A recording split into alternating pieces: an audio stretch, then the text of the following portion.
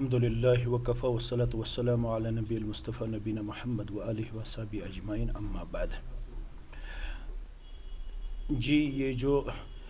گاندربل کا واقعہ ہم نے بہت بھیانک صورت دیکھی اس واقعے میں۔ اس پہ سماج کے جتنے بھی طبقہ جات ہیں انہوں نے اس پہ بہت زیادہ افسوس کیا۔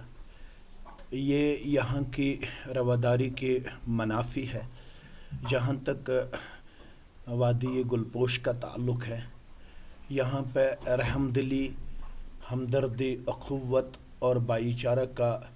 جو عملی نمونہ پایا جاتا تھا وہ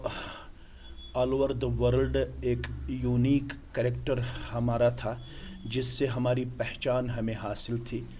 لیکن بہت سالوں سے ہم دیکھ رہے ہیں کہ ہم اپنے اقدار سے دور ہو رہے ہیں۔ اس کے اگر وجوہات ہم جاننا چاہیں تو وہ ایک بہت بڑی فہرست ہے۔ یہاں پہ آپ کے ساتھ بات کرتے ہوئے میں 2-3 اسباب کی طرف اپنے سماج کا توجہ مبذول کرنا لازمی اور ضروری سمجھتا ہوں۔ وہ یہ ہیں کہ سب سے پہلے یہ والدین کی لاپرواہی ہے، کیونکہ الاول فالاول کے تحت بچوں کی جو رہنمائی ہے، بچوں کی جو تعلیم و تربیت ہیں، اس کے جو اولین ذمہ دار ہیں وہ والدین ہی ہیں۔ والدین اس وقت اپنے بچوں کے تئیں غیر سنجیدہ نظر آ رہے ہیں،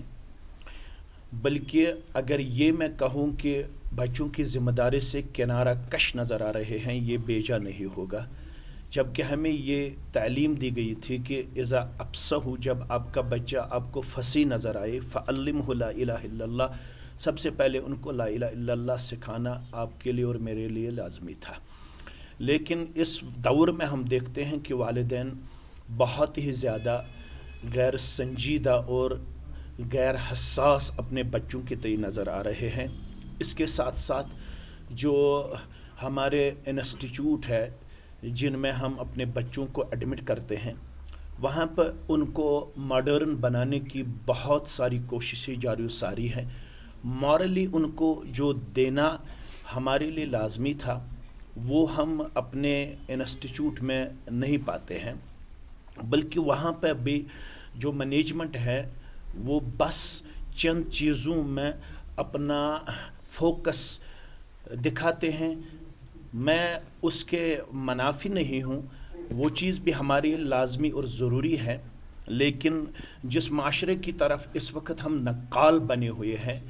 یورپین کلچر جو ہمارا اس وقت قدوہ آئیڈیل بنا ہوا ہے، انہوں نے بھی آج ایک تحریک چلائی ہے جس کو وہ کہتے ہیں بیک ٹو ہوم۔ وہ کہتے ہیں کہ ہم نے جس طریقے سے اپنے سوسائٹی کو اسٹیبلش کیا وہ ہمارے لیے بہت ہی زیادہ خطرناک نتائج سامنے لایا ہوا ہے۔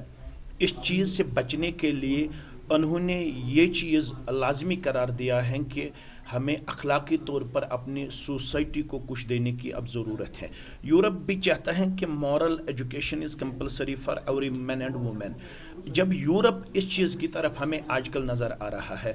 تو جو ہم ہیں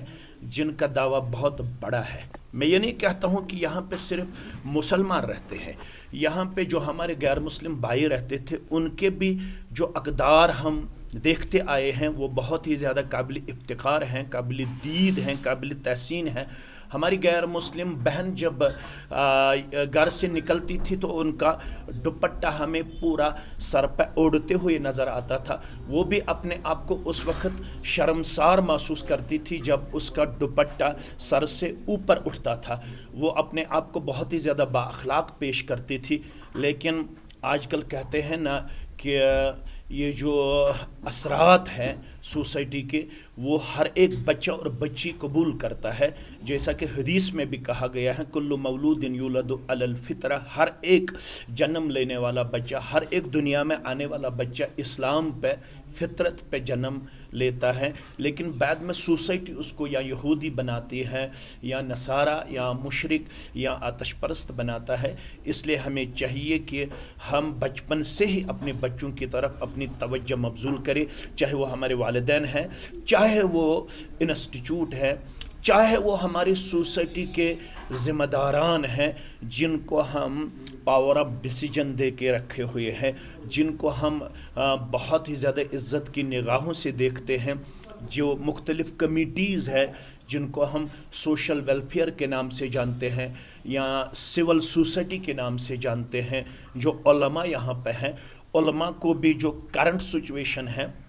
ان کی طرف اپنی توجہ مبذول کرنے کی بہت زیادہ ضرورت ہے، کیونکہ علماء خواص میں شامل ہے، ان کو ان چیزوں کی طرف اپنے